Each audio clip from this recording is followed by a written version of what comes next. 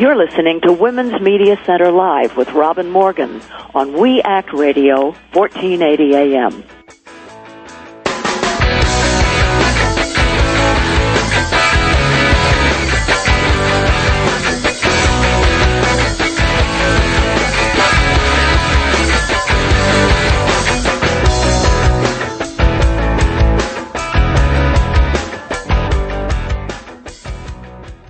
I'm Robin Morgan. This is Women's Media Center Live. And the views expressed in these commentaries and conversations are mine alone and don't represent the Women's Media Center, which at this point I think we'd all be very grateful for. So there are some great guests coming. Erica Gonzalez, the executive editor of El Diario and La Prensa newspapers, and she's going to be talking to us on Latina politics. D.C. Congresswoman Eleanor Holmes Norton on the upcoming Democratic Convention. Jodie Evans from CodePink, who is demonstrating from the streets at both conventions.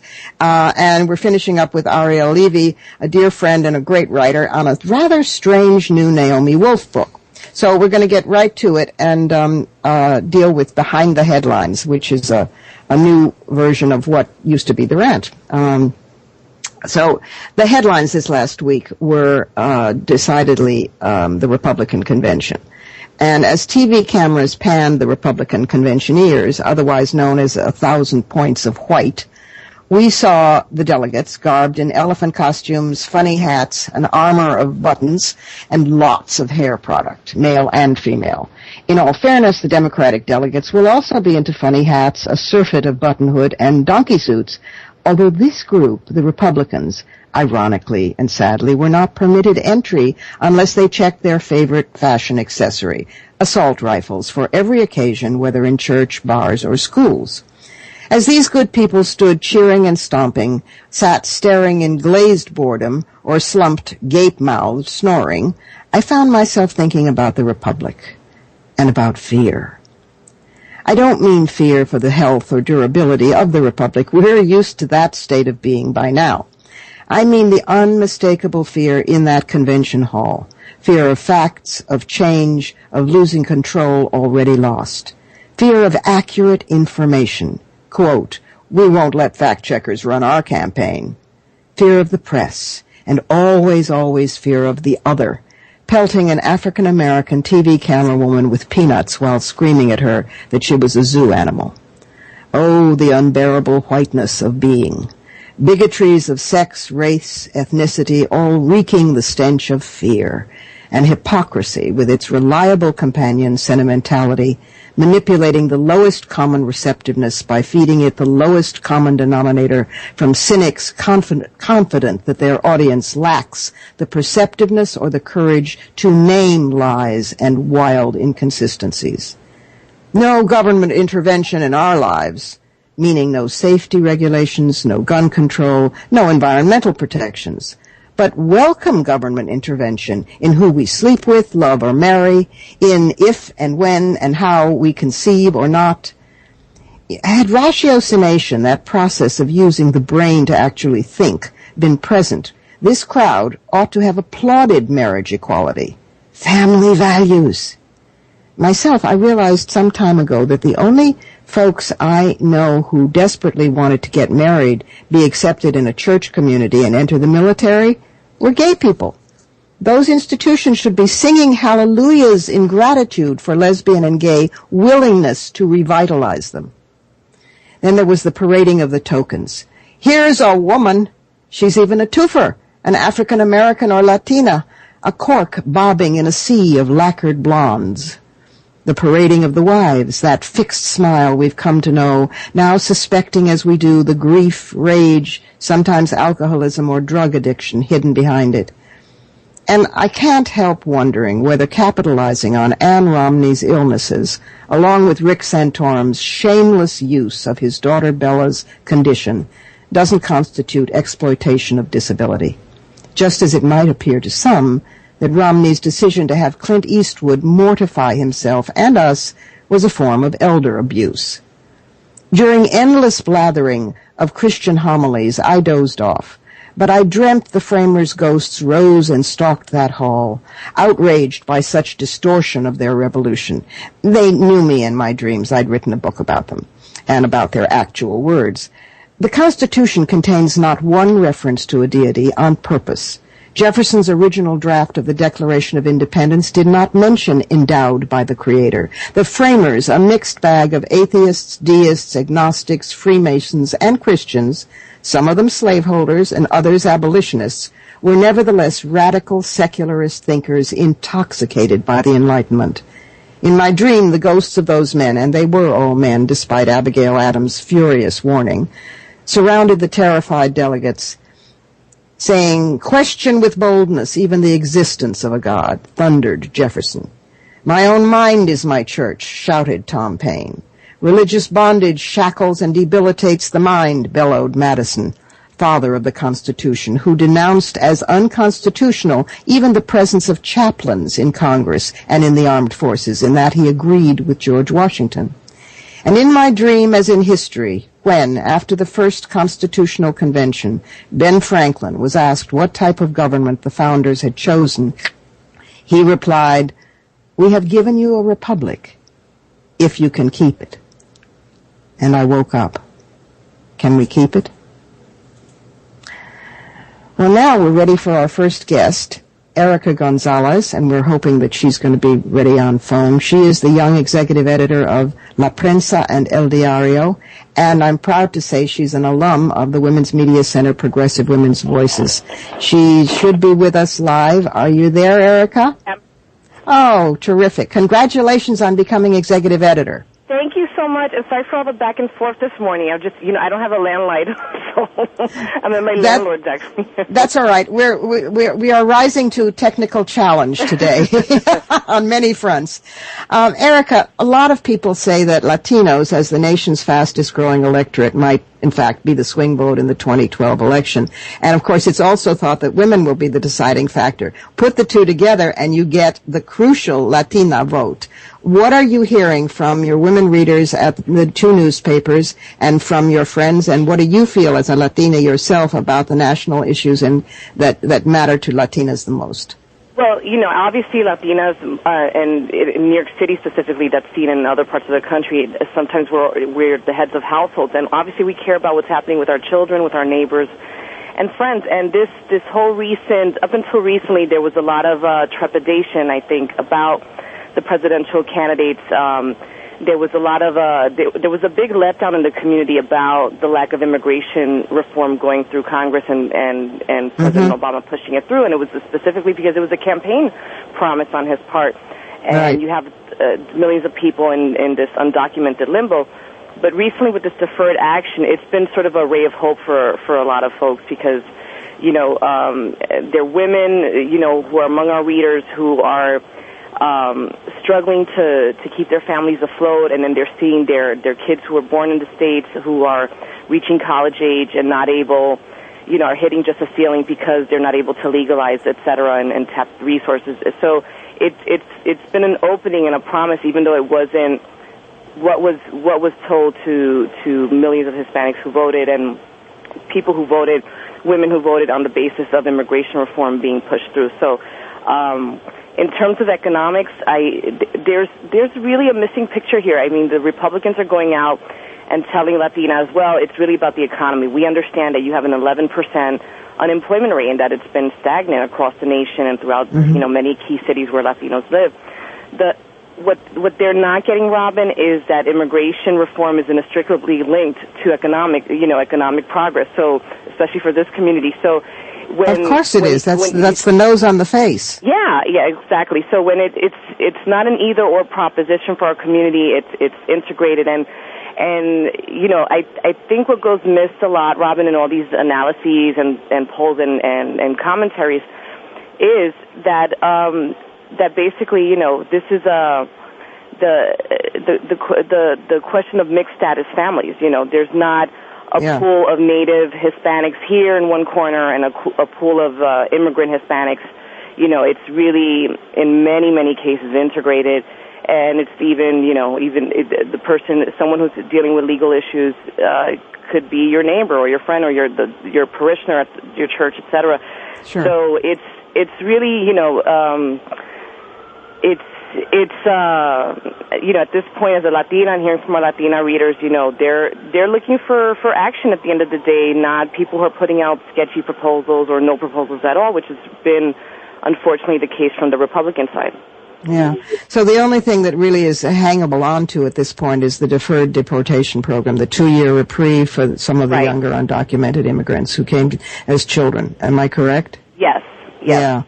Well, it's something else that I think is related to this, because if there were more of them in office, that this might be a different situation. Latinas are underrepresented in elected office. I mean, at all levels, state and local and nationally. There are, I think, 24 Latinos in the U.S. House, but only 7 are women. What do you think needs to be done to get more Latinas to run for elected office? Obviously, there's great potential. It happens locally, and there's an uphill battle. Obviously, the money is always a factor in how you have to run a campaign. There are these local programs, like, for example, at Rutgers University, they have this program called Ready to Run.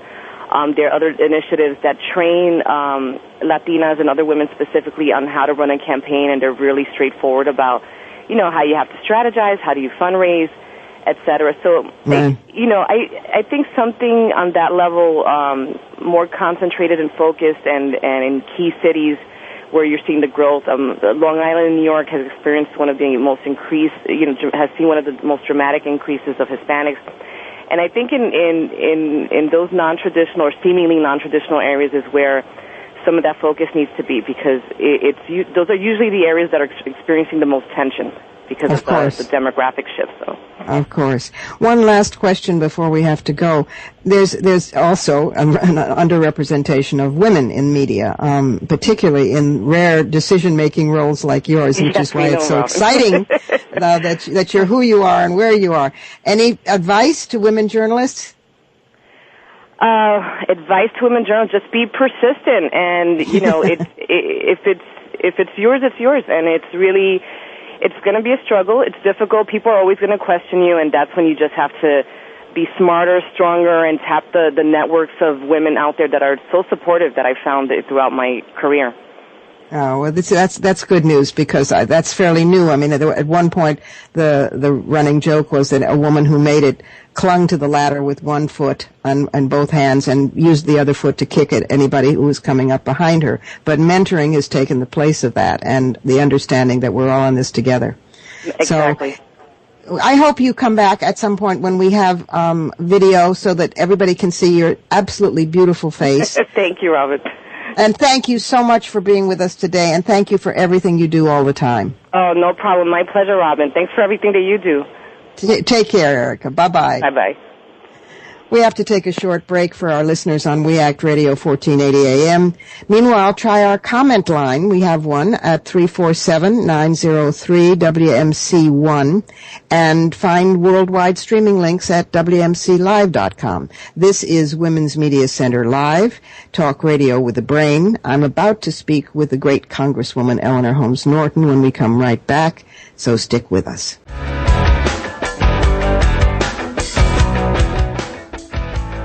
Stay tuned.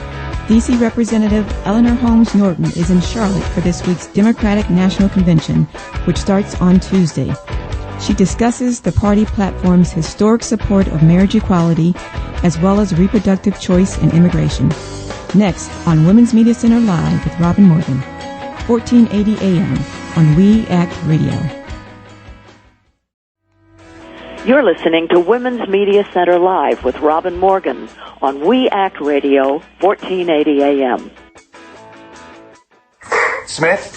Jane Smith? Your prescription's ready for pickup at the pharmacy counter. Thanks. That was fast. How much do I owe? There's no charge. This is covered without a copay now. Thanks to President Obama, the 99% of women who use birth control in America could now hear this same message. You see, we scored an important victory when the president stood up for our health care and guaranteed insurance coverage of birth control at no cost. He's making sure women of all faiths, no matter where they work, can get contraceptive coverage. But extremists in Congress are trying to change the policy by making it harder for women to get birth control with no copay. Call Congress at 202-225-3121 and tell them to stand with President Obama, not between a woman and her birth control. Paid for by NARAL Pro-Choice America. Over 13 million people are affected by famine, war, and drought in the Horn of Africa. Text GIVE to 777-444 to donate $10. Brought to you by the Ad Council and USAID. Text donations go directly to Consortium of Humanitarian Relief Organizations. Standard text and data rates apply.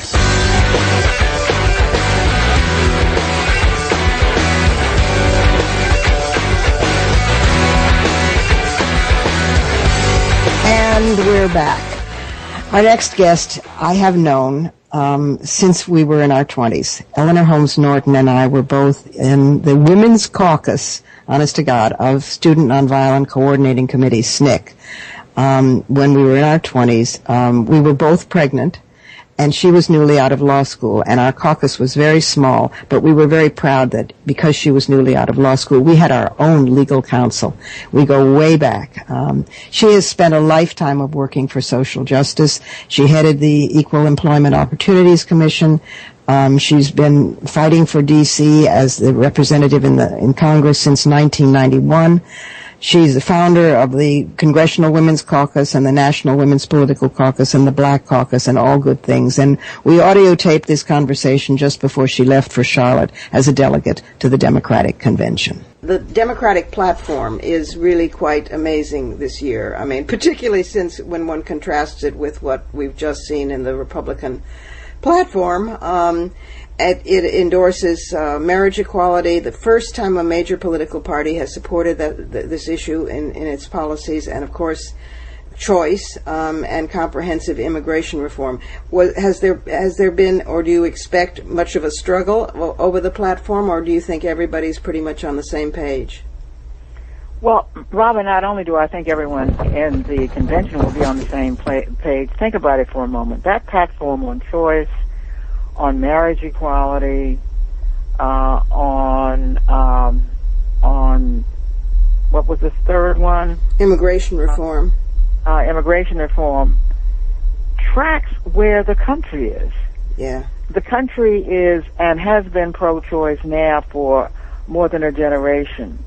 Marriage equality now finds a majority for it.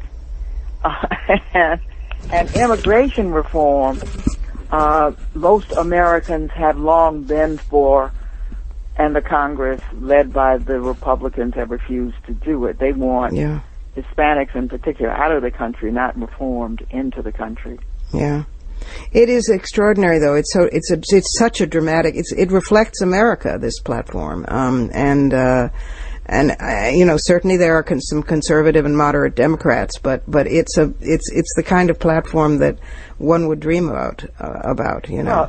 Well, frankly we're proud that they're conservative and moderate and progressive Democrats. Because we really believe that that's the way to have a party in our country. Remember, we have a country with only two parties. So if you have a monolithic party that comes out for an amendment to the Constitution, for example, that said life begins at conception, you are obviously making yourself into a platform of the few. The only way to be a broad platform in this country is to abide some people who disagree with you. For example, on choice, you will find the majority of Democrats are pro-choice. The fact is, Democrats in the House and the Senate know that if we take the position that you have to be pro-choice in order to get a Democratic nomination to the House of Representatives, we will never get the majority. Mm-hmm. So we have had anti-choice Democrats in our caucus for some time. I remember. We live with them. Right. They get outvoted. They understand those differences.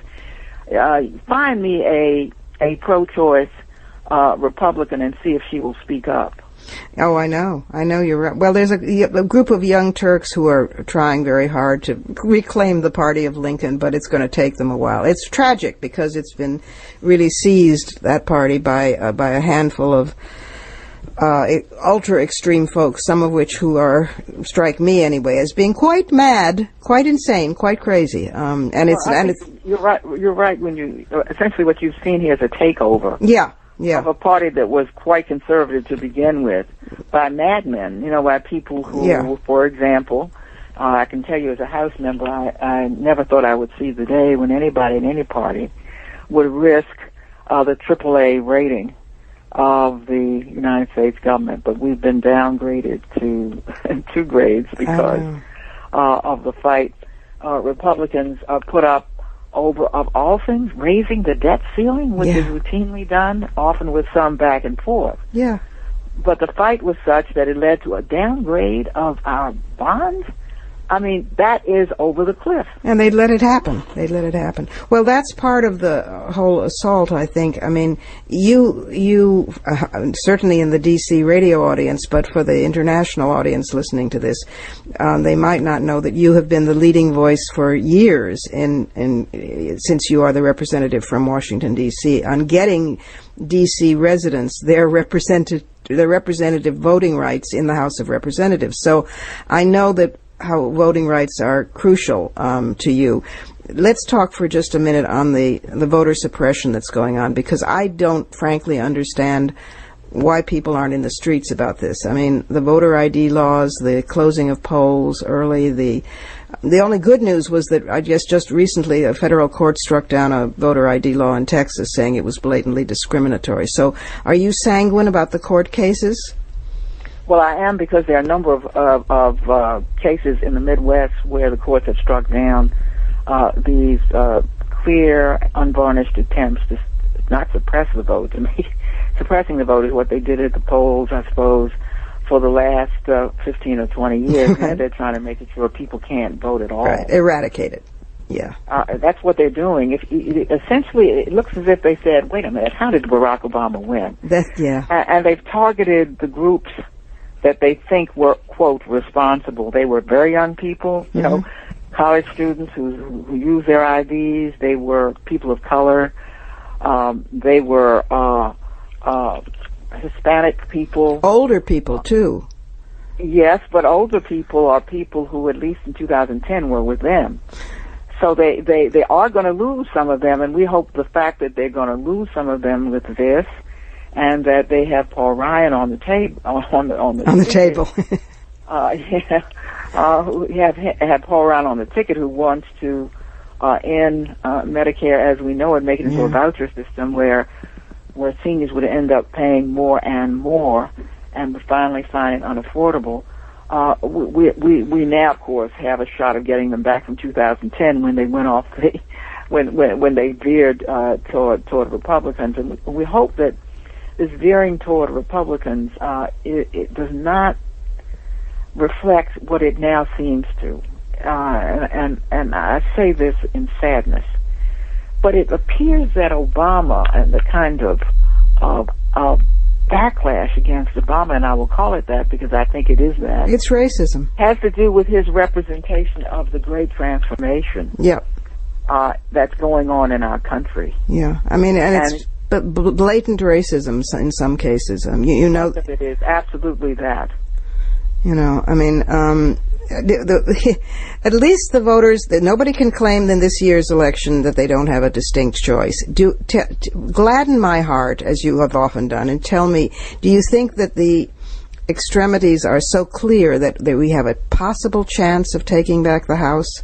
I have this fantasy that Obama will win, that we'll keep the Senate, and that we'll, even if it's by a small margin, take back the House. And because it's his second term, and he can be a free person without another campaign, that we could really do amazing, extraordinary things in this country. Well, yeah, I am not with those who think this election is that close. I know that they're talking to registered voters and the rest of it. I do not for a moment think that the mainstream of America goes along with what they've seen, particularly in the last 2 years. Now, on the other side, I do have to say, the economy has recovered much more slowly than people expected. Yeah. And most importantly, the Republicans with these new anonymous PACs are going to be able to outraise and outspend Democrats by 2 or 3 to 1. And that alone could defeat us when you also put into the picture what you and I have just been discussing, and that is the intentional suppression of the vote throughout the United States. Yeah, that's a frightening scenario. That's a terrifying scenario. It could be snatched from us. It could be snatched from us on those bases, and but not, I think, because people think, this is kind of what we believe. Mm-hmm. We believe that when you pay for contraception, for example, to take one of the best examples I know of, the notion that contraception would be up for discussion, I think. I know, it's incredible. Essentially where it's been left is if you have most of us have our insurance policy, our health policy through our employer. He pays for part of it, and you pay for part of it. If he is against contraception, you don't get it. You don't get it, even though you have paid for the policy as well. Now, whoever thought that any time after the 1970s, one would even have to talk about contraception in any election? But more than 1,000 bills, anti-contraception and anti-abortion bills have been passed in state legislatures around the country. We had the Sandra Fluke episode on that committee. Oh, it's an assault. It's an ongoing assault. They get knocked down and they pop right back up again with more legislation at the grassroots level. It's stunning. It's stunning. We only have a few seconds left, but tell me, if you can, in those few seconds, how you keep on keeping on. You are the original long-distance runner. Others fall by the side, others fade, and you go on, and you are just as beautiful and risk-taking and strong as you were when we were girls in the civil rights movement. And it's so moving to me to see you on television or doing interviews or in the House. You're very beautiful, Eleanor. How do you just give younger people a word of wisdom? You have the kindness of an old friend. But I do have to tell you, I am absolutely invigorated by the fight. Instead of being discouraged by it, it pumps my blood. I'm as somebody who grew up in a city that was segregated, who fought for the birth of feminism and for all the civil rights laws.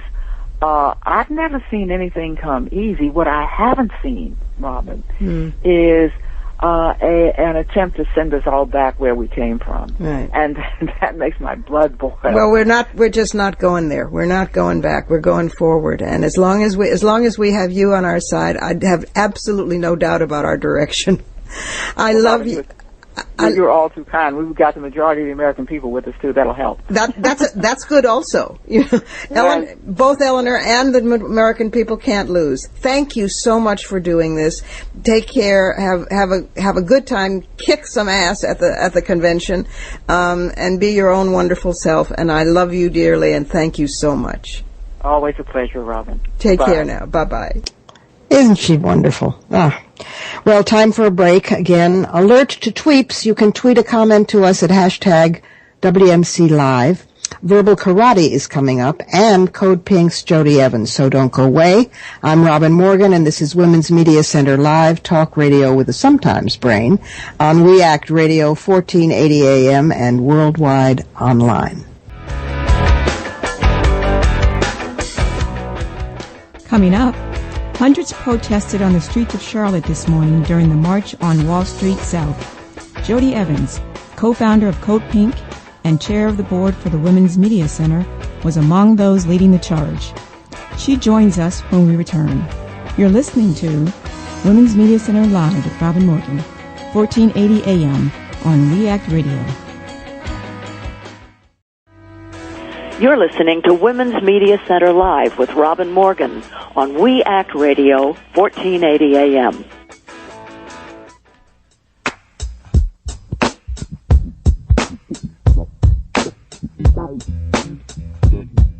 Hey, it's your boy Richard Fowler. When I took this journey to start the Richard Fowler Show, I understand that it was bigger than me. It's bigger than all of us, you see. The only way we can truly create change in this country and to the world is by informing ourselves, empowering ourselves, and understanding how important our voices are to the power structure in this country. That's why we did it. That's why we created the Richard Fowler Show. This is our time. This is our opportunity. And most importantly, this is our movement. So join us every Friday night from 8 to 10 when we tackle the big questions of the day, when we talk about the real issues, when we get rid of the talking points, the talking heads, and the smoking guns, and we talk about how these issues really affect you. We can't wait for you to join our movement every Friday nights from 8 to 10, only on We Act Radio.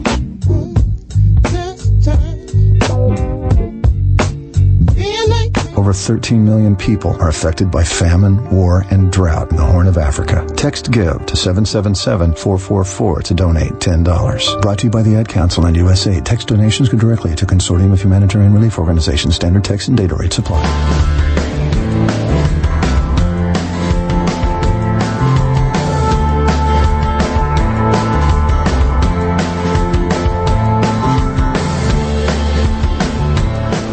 Okay, and we're back.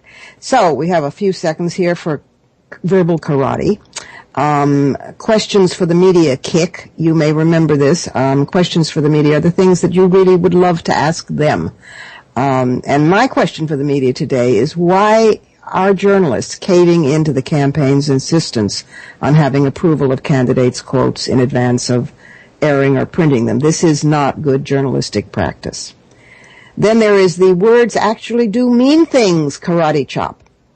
A new added meaning for the Women's Media Center Name It, Change It program, that's the program guide to gender-neutral coverage, is, I don't know, we could call it Frame It, Change It. Like, why don't we follow the example of the phrase accurately describing Holocaust deniers by terming creationists evolution deniers, and those who reject scientific evidence of planetary distress, climate change deniers? Never go by their terminology. What about our own? Last, the sexist word and gender-free alternative of the week. All of these are, by the way, due to the grace and intelligence of Rosalie Maggio, the author of many books on anti-sexist and anti-racist language, and currently working with the Women's Media Center to produce a book called Unspinning the Spin. I had another sexist word for the week, but I've decided to triage it because the Republican convention last week, hopefully this will be different this coming week with the Democrats, but you can't ever be sure. The Republican convention revived what I thought was a solved problem. Mankind as the generic, manned as in manning a job, manning a booth, brotherhood, etc. And I really, going back to just turning the clock back in so many ways, but in terms of language as well. We don't do this anymore. Man is not the generic for humanity. Mankind is humankind. We don't use manned for staffing. You could say staffed an organization. And we don't use brotherhood. We could always say the sisterhood of man, as Mary Daly did, and that had its certain wit. But really, back off. Get with the program. Get with some modern language. You are not the generic, as Republicans or as men. So anyway, our board at the Women's Media Center has a chair, and it is not your usual chair. Usually when you think of a chair of the board, you think of a fat, elderly, pale male, very wealthy, chomping on a cigar, reclining in a leather chair and being pompous and generally not the kind of guy you'd like. Our chair, however, is a little different. It's Jodie Evans, who's a co-founder of CodePink and of many feminist and peace organizations, and who comes to us from the streets of Charlotte, where she has just come after having demonstrated in and disrupted the convention last week and preparing probably to do the same this week. She is an equal opportunity voice for peace and for women. Jodie, are you there? Hi, Robin. Hi, Jodie. Are you okay? You're not busted or anything, right? No, not busted. I have to say the police in Charlotte aren't as fun as the police in Tampa, but we just had a very successful march through the streets of Wall Street South, stopping at all the bank buildings with the message that the banks have to bust up and they should pay for this crisis, not the people who are losing their homes. Yeah. You said that the Tampa police were cool. Oh, that's right. And you mentioned that there was a police chief who was a woman, and you'd never experienced anything this quite like this before. Tell about that. When we say it'll be different when women are in charge, well, yeah. It was patently obvious in Tampa. Just a month or so ago, I was in Chicago protesting NATO, and it was lockdown, violence, like whole armies of cops came after us and then were very violent, arrested a ton of people. And then we get to Tampa, which is, the RNC, and Jane Castor, one of the only out lesbians who's a police chief, creates such a welcoming atmosphere, and I talked to a lot of her cops. They love her to death, and what their job was to allow us to use our right of using our voice. And we weren't locked down. There wasn't a massive police. They were actually in shorts riding bicycles. They weren't afraid of us.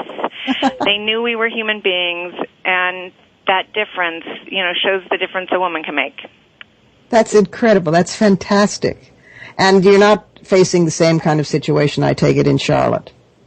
No, it's much different. I don't think I saw a cop, with riot gear on, and I've already seen some here, including last night saw some tanks. They were really not friendly. It's so different. Even talking to the Tampa cops, they are really friendly. They will talk to you. They relate to you. And when I asked them about Jane, they said, "Oh, she's amazing. We love her." He goes, "I would give my life for her." So they're very loyal because they love being able to be human beings. Cops can't be effective really not being human beings. Of course not. But what is so refreshing about this is that by defending and protecting your rights to real free speech and to protest, these are police officers who are actually defending the Constitution. Correct. And which is in fact what they ought to be doing. It's just that we could die of shock when we actually encounter it. Well, and also, but what you see here is they're just defending these banks and these businesses. It's clear lockdown around all the banks. Crazy lockdown, including I think people aren't coming to work this week. And what about the convention? Are you going to be inside the convention? Are you going to be on the floor? What are the plans of CodePink?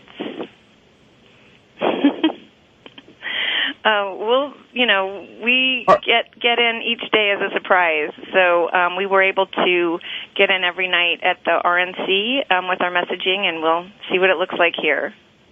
It's always nice because when I don't see you for a while, all I have to do is sort of turn on the television at some sort, and there you are protesting and being hauled out. And so, although I worry, is somebody making bail for you? Is the chair of our board okay? I know you always are, and it's always a protest with real wit, and it's lovely. It's our red-headed firebrand. So, part of what I try to do with my life is to always speak truth to power. To say power has a way, we know this about men, like they make declarations, like it is the way it comes out of their mouths, and everyone should just accept that. And so whenever I'm in a room, I try to say, there could be another way. Like we're worshiping the banks here, but what about busting up the banks so that they can pay for this crisis? But I just want to comment on Congresswoman Norton because I adore her. I've marched in the streets with her. She's been a great voice against the war. But very special. It is not. I don't want to agree about the fact that we have to compromise to let people be elected as members of Congress that won't stand up for our choice, our freedom to choose.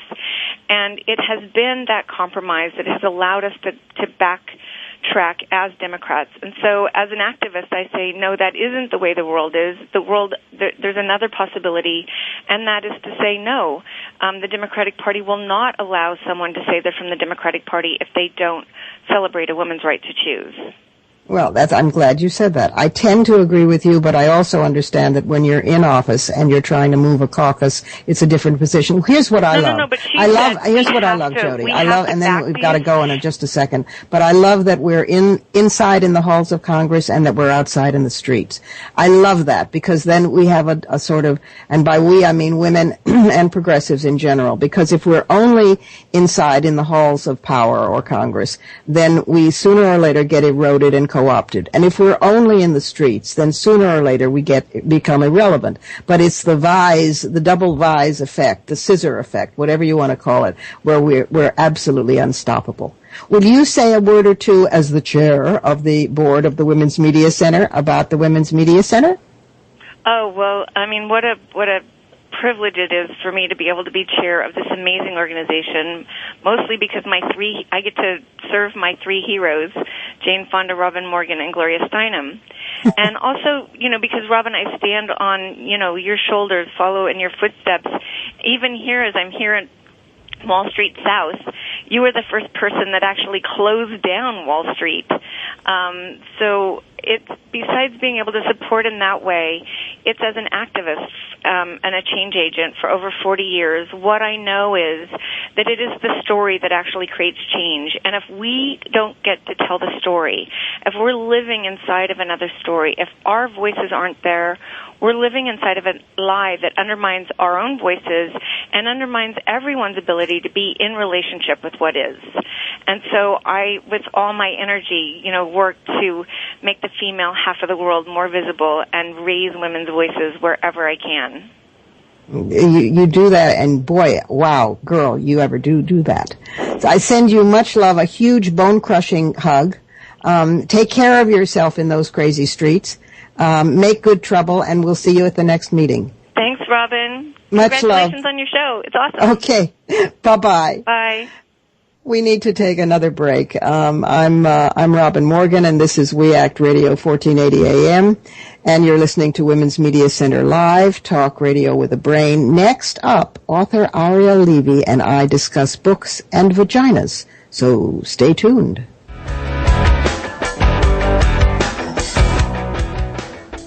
Up next, author and feminist Ariel Levy talks with Robin Morgan. This is Women's Media Center Live with Robin Morgan, 1480 AM on We Act Radio.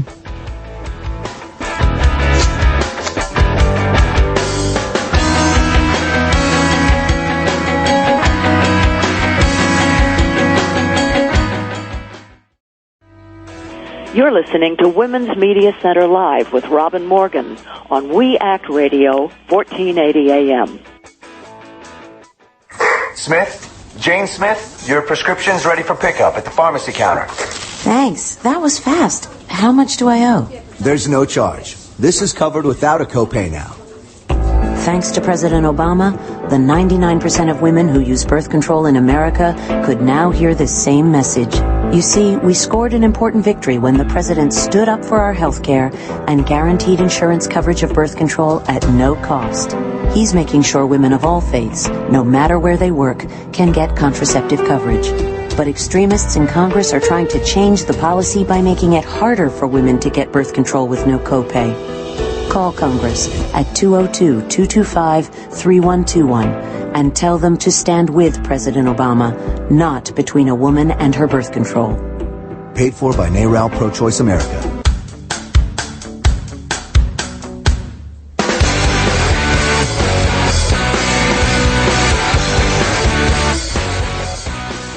Welcome back. We're about to play a tape with Ariel Levy, author of Female Chauvinist Pigs, Feminism and Pop Culture. It's a strong, smart book, despite the ambiguous title. And she's a friend. We sat down together a few days ago and talked about her recent hilarious New Yorker magazine article. Oh, vanity compels me to issue a warning because although you're not seeing the video on this now, it will eventually be posted. It was a warm day when we did this, and I decided to wear a giant billowing yellow silk shirt. The result was I was cool, but not cool. I looked like a canary-colored whale. Indeed, I might frighten small children, so when you do view this, if you have small children, best send them out of the room before they're traumatized for life by the color yellow. Anyway, Ariel looks great, and if you're going to stick with this on audio only, no problem. Here's what we said.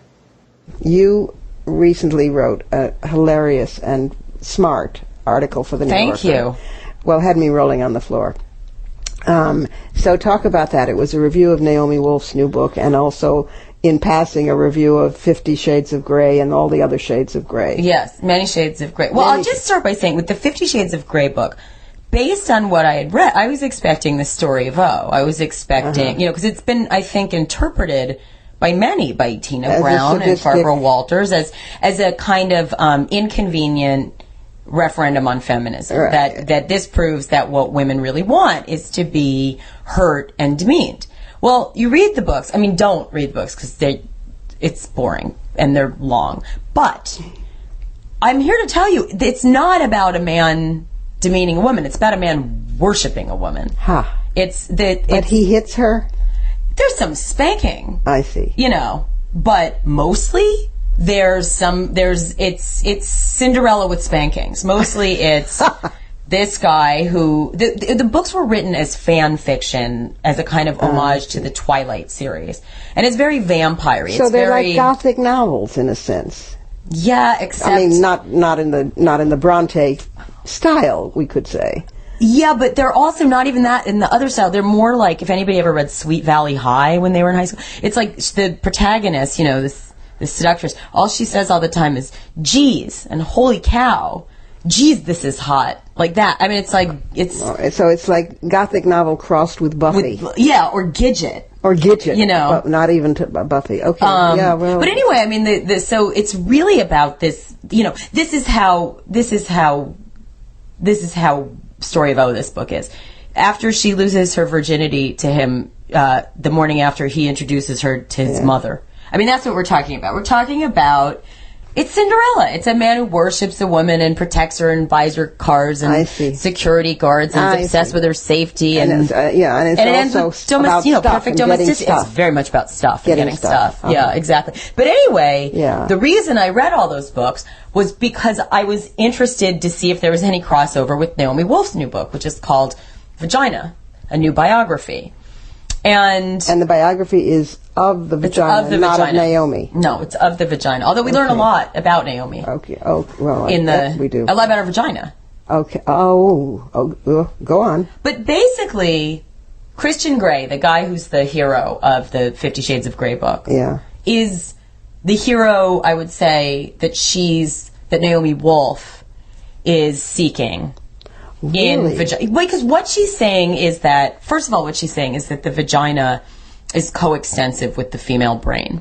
See, I have a problem with that. I thought you might. Yeah. I did as well. I mean, I'm very fond of my vagina, but I love really, my vagina, really love my brain. I know, exactly. Which is the most erotic, I think, part of my body, my brain. Well, and Naomi also says that if my brain's not turned on, my vagina is kind of sitting there waiting for hello, brain, are you? Well, you're saying that your brain's in charge and your vagina's part of the operation, and Naomi's saying because if I'm catatonic, I don't think my vagina cares. I think that's true. Yeah, but she's saying the vagina is the rightful site of mission control. That we should listen more to our vaginas. Well, we probably should listen to more. To a point, I think if you put the vagina in charge of the whole, the vagina's not a team player. Oh, it is not. I don't think. I think the vagina wants what it wants. I think that's true. At least of my vagina, and clearly and you let her be in charge, and you can find yourself in all sorts of trouble. Has anybody checked in with Eve Ensler on this? Because vagina is her territory. Yeah, right. She owns the vagina. Well, we'll see what Eve has to say about all this. I mean,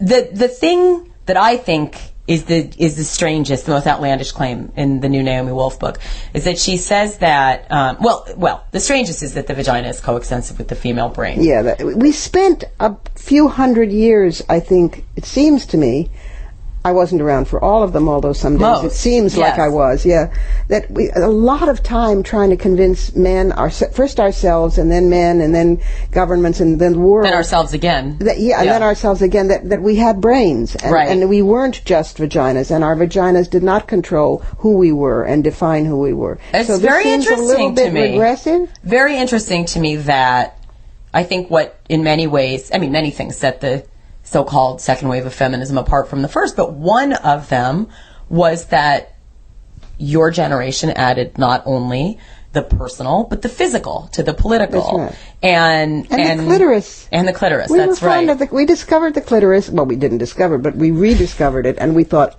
oh my God. And so there were amazing papers written and ovulars given and meetings about that this was the one organ in either the male or the female body that seemed to have absolutely no purpose but pleasure. Right. And that it was a myth, the vaginal orgasm. Although later on that became that there were many kinds of orgasms. We're virtuosos, apparently, women. But the clitoris, which had been so ignored because it wasn't where men went when men went to the vagina, we were affirming the clitoris. Well, Naomi Wolf cleaves from her feminist foremothers in this book in several ways. One is by situating the essence of the female being back in the body, not in the brain, and going against, I mean, I think if your generation said, look, we've been sold a false bill of goods by everybody from Descartes to Hugh Hefner, who tried to posit men versus women, reason versus emotion, brain versus body. There so she's go. putting us back in the body, one. And two, she's accusing your generation of over-glamorizing the clitoris and denigrating the vagina, and I think more I think she really sounds to me like a very graphic and gynecological George Will when she says that feminists and pornographers alike demoted the vagina to a kind of mechanism and made sex about the mechanics of orgasm, and she calls it debased. I mean, I think she sounds very much like all the conservatives for decades who have sort of accused feminists and pornographers and many other groups of being kind of part of this nihilistic, irresponsible, godless. But because feminists have been the ones saying that the problem with pornography is that it is about body parts and it is about domination, and the best sex is about amity and laughter and friend. If you bring it out into the sunlight, and so it's whether it's spiritual or not, it is at least friendly. I mean, it is good sex, and it is something at the woman's behest. It's not at someone's expense. Exactly. Yeah. So I don't understand. She's saying something different about pornography too. She's saying that pornography, rather than porn is the theory, rape is the practice. Yes. She's saying porn is making people impotent and desensitized, and they're inundated by so much sex that they no longer want real sex. But I don't find that persuasive either. I haven't read. She's not big on data or science, and I don't see any evidence of that. I confess I'm fond of science. I know you are. And the scientific method. I think it's not a bad thing at all. I mean, and so I could use a little more of that. Well, that's why I think it'll amuse you to know that in this book she says that calling the vagina, if you bully a woman by insulting her vagina, is Naomi Wolf's turn of phrase, by which she means slandering the vagina, yes. calling it by its feline moniker or the C word. If you do that, you will change the tissue of the vagina. Oh dear, that sounds very unscientific. And she bases this on an experiment in which rats, after periods of stress, showed signs of change in their vaginal tissue. So you're probably wondering if the way they did the experiment was to have a bunch of technicians yell, rat pussy, at these rats, and then check their vaginal tissue. But that's not how it was done. That's not how. Tell us quickly, because we have to go, but tell us about the yoni tapper, because in that part of your piece made me absolutely gasp for air. So Naomi's into this spiritual stuff, and bringing us back to Christian Grey and pornography, right? Because that's what I think, she's advocating a certain kind of vagina worship where the vagina is running the show. And vagina, I'm all for vagina worship. I just don't think the vagina should run the show, because we do have, if God had wanted us to think from our wombs, why did he give us a brain? She wouldn't have done that. Yes, she wouldn't have done that. Anyway, she's very taken with this guy, this former investment banker who's become a yoni tapper. He's become like a vagina man. And yoni tapper. He's a yoni tapper. And you also said that he said he wouldn't sleep with anyone. Oh, he tells her, I don't have intercourse with my clients unless it's extremely therapeutic. Unless it's extremely therapeutic. Oh my God. Anyway, you're hilarious and witty and funny and wonderful as always and smart. Well, and I have the feeling you're thinking with your brain. I mean, sometimes with downstairs, but let this part run the show, I'd say. Yes, I think that's a good idea. Thank you for coming and being with us. Thank you for having me and inspiring me and so many of the rest of us. You have to read her books and her articles because she's as funny in them as she is now, here with us. Thanks. Well, I hope you were as amused by that as we were when we were doing it. So, now we're into fighting words as we near the end of this broadcast. This is Labor Day weekend, when in a reversal, most people in the U.S. get an extra day off. But I want to talk about women in labor.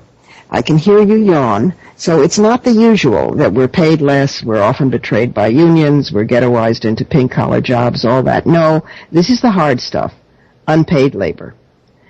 Let's say, for example, a woman is in her 19th hour of giving birth, but you see she's not considered as being productive. The OBGYN, the anesthesiologist, the nurses, they're productive because their labor is part of the workforce in a market economy. Now, well, you might argue you can't have a workforce without women giving birth to it. But no, reproduction is not considered productive. Similarly, a standing forest is not productive, but sawed down for lumber, yes. Women's unpaid labor in the home, in childbirth, child-rearing, volunteering, caregiving, or in subsistence gardening, in farming, in the global south, in water hauling and wood gathering, all of this, if expressed in market terms of monetary worth, would yield a staggering 16 trillion, or about 70% more than the officially estimated 23 trillion of current global output. In the global south, women are responsible for over 50% of all food production. In Africa, close to 80%. In Europe and North America, women contribute more than 40% of the GDP in unpaid labor in the home. That's in addition to their participation in the labor force. But it's not defined as productive. Doesn't count.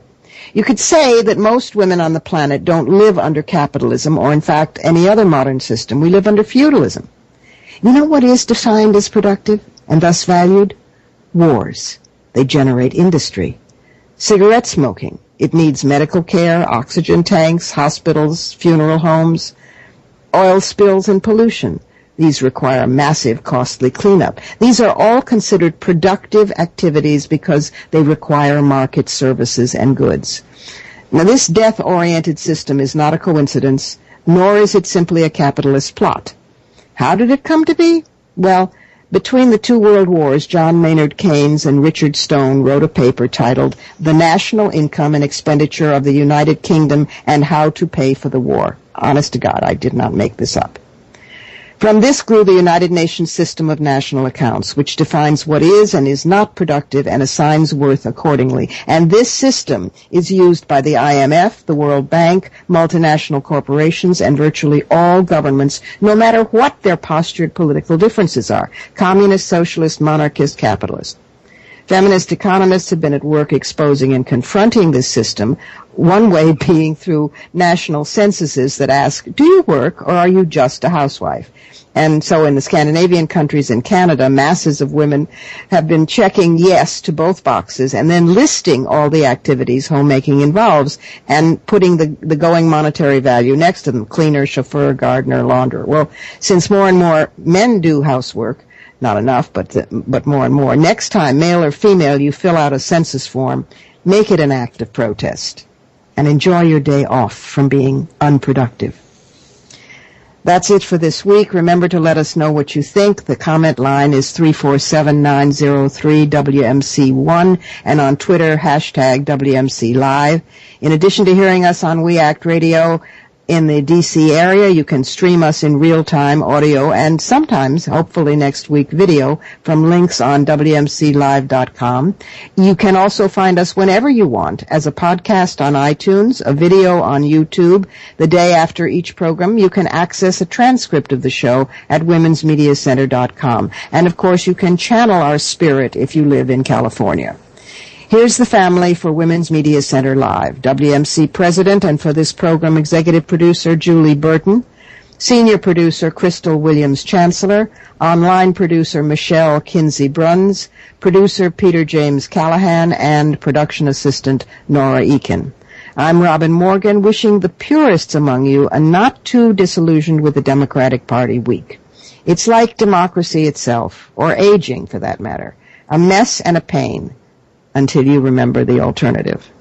Come back next Sunday to Women's Media Center Live, the talk show with a brain. Women's Media Center Live is brought to you by Regina Kulik-Scully, our superwoman for women in media.